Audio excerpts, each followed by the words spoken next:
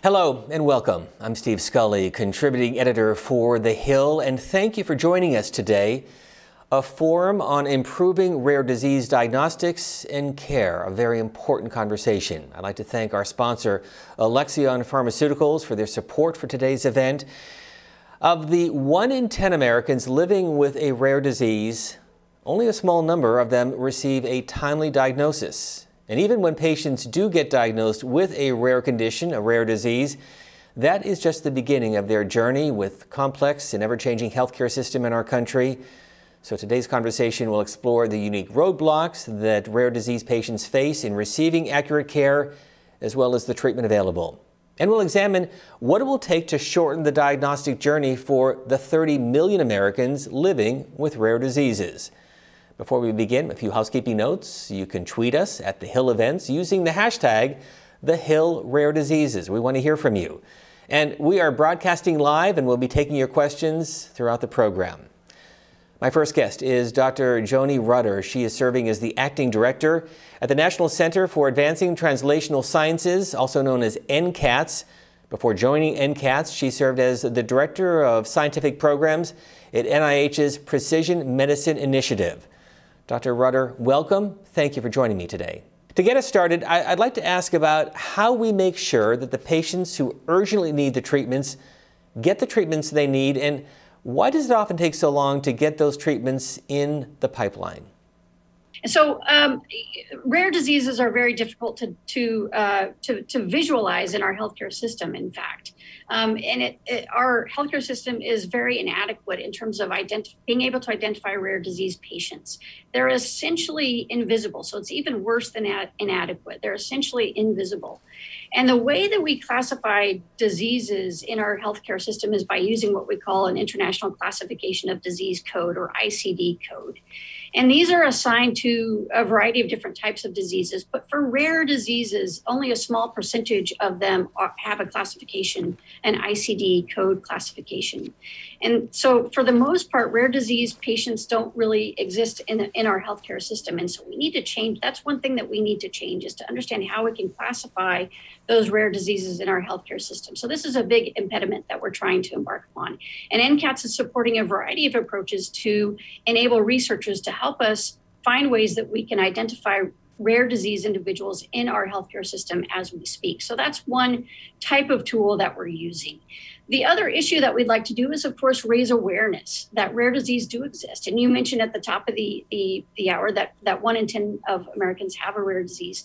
That's 30 million people in the United States and 300 million people worldwide that have a rare disease. That's a lot of people, 10% of the population. That's on the order of type 2 diabetes, for example.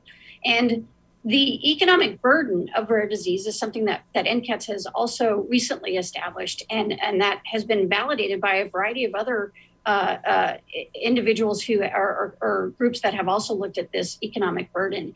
And what we've found is that rare diseases within our healthcare system, those patients tend to see 3 to 5 times higher costs that are incurred in medical expenses. And that translates to, when you're accounting for 30 million people, to $400 billion in direct medical costs for those with a rare disease. And when you look at indirect medical costs and other costs associated with individuals dealing with rare diseases, that's upwards of $1 trillion in total costs per year that are spent on the economic burden of rare diseases. So this is clearly a huge health issue that we need to be addressing. And so identifying ways in which making rare diseases more visible in our healthcare system, by raising this type of awareness and by working with the medical community to also help identify ways in which we can use new tools and resources for making them visible in our healthcare system are certainly one way that we're trying to address this. And Dr. Rutter, when you're talking about working across the medical communities, often there can be silos when it comes to medical research. Are they being broken down, and if so, how so? I do believe they are being broken down. And the reason I say that is because even though there are about 7,000, maybe even upwards of 10,000 rare diseases. So there are a variety of rare diseases that have sort of siloed themselves off But the way that NCATS is trying to approach this is that we want to look at a more than one disease at a time approach. And so we're trying to actually de-siloize that. And we can do that because when we promote some of the research activities that we do, we encourage, for example, our rare disease clinical research network to work across a variety of rare diseases and incorporate looking at how the natural history of those diseases actually manifest to try to find the commonalities within those rare diseases. And that's one way in which we're trying to break down those silos so that we can approach rare diseases, because they're not rare, in a more than one disease at a time way. Right now, it takes about 10 to 15 years for a drug to come to market. And with that, it takes about $2.6 billion to do so. So if we took a one disease at a time approach, you can imagine that would take us thousands of years before we're able to get to treatments. So this strategy of looking at more than one disease at a time is going to be critical for us to move forward. So that's why it's so important that we do break down those silos that exist. And I think that a key area for us is working within public-private partnerships, for example, to really enable those connections and those activities to advance that kind of work. And as I said earlier, this is one of those issues that affects every American, either directly or indirectly through friends, family, colleagues. I know in my own situation with my family dealing with rare diseases, and this is personal for you as well. Why? It is. My mother had a rare disease as well, and it took her 15 years to get diagnosed. And that time was spent, unfortunately, trying to find that diagnosis, and she was misdiagnosed a couple of times. Of course, these are tough issues. It's not a problem in terms of the medical profession, but it's really about raising this awareness. And within that 15 years, if we could have had that diagnosis sooner, there may have been other strategies, other treatments that actually could have been more effective and extended her life further. And compounded upon that fact, of course, is I'm also from Kansas. And being in a rare community, for her to receive treatments, she had to travel quite a distance to receive that treatments. And so working across these issues about rural communities, underserved communities, these are also very important in helping us break down these silos for bringing forward these approaches for rare diseases. And certainly with pharmaceutical companies, they're in for life-saving cures, but there's also a motivation to make money. And so how do you make sure that there is the ability for these companies to do just that? Because rare diseases often affect a small number of people, and yet the treatment can be very expensive. That's right. It's an issue that we're trying to address, again, through this more than one disease at a time approach. And one of the things that we're working on within the rare disease community is to identify ways in which we can make the market more attractive for pharmaceutical companies to embark upon looking at rare diseases.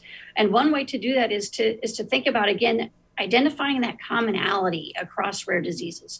We know, for example, that 80% of rare diseases are caused by a genetic mutation or a genetic problem.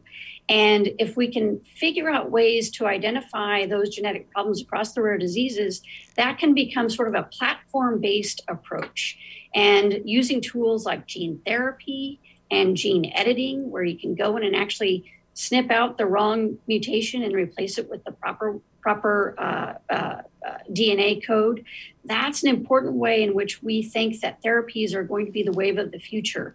And so we're promoting ideas and ways in which to enhance those platform approaches for that type of therapy, that gene therapy, the gene editing types of approaches, and other kinds of ways in which we can get those treatments to be platform approaches, and then companies don't have to be concerned about looking at one particular disease. They can actually use something that's very generalized and that has been proven before, and simply focus on the defect that they want to correct. And by streamlining our processes in manufacturing and toxicity and efficacy kinds of approaches for these activities, I think that will make it more attractive for those pharmaceutical companies to be interested in this sort of space. There's a program called the Bespoke Gene Therapy Consortium, which is a public-private partnership that we're embarking on with a variety of industry partners, organizations, and government agencies, including the FDA, to help exactly this. And I think that that's going to show quite a bit of promise over the next 5 to 10 years. So based on that answer, where will we be 10 years from now in 2032? What is your goal? What's your objective? Where are we heading with all of this? I have big hopes. I have big goals. At NCATS, we have 3 audacious goals that we are going to embark upon over the next 10 years.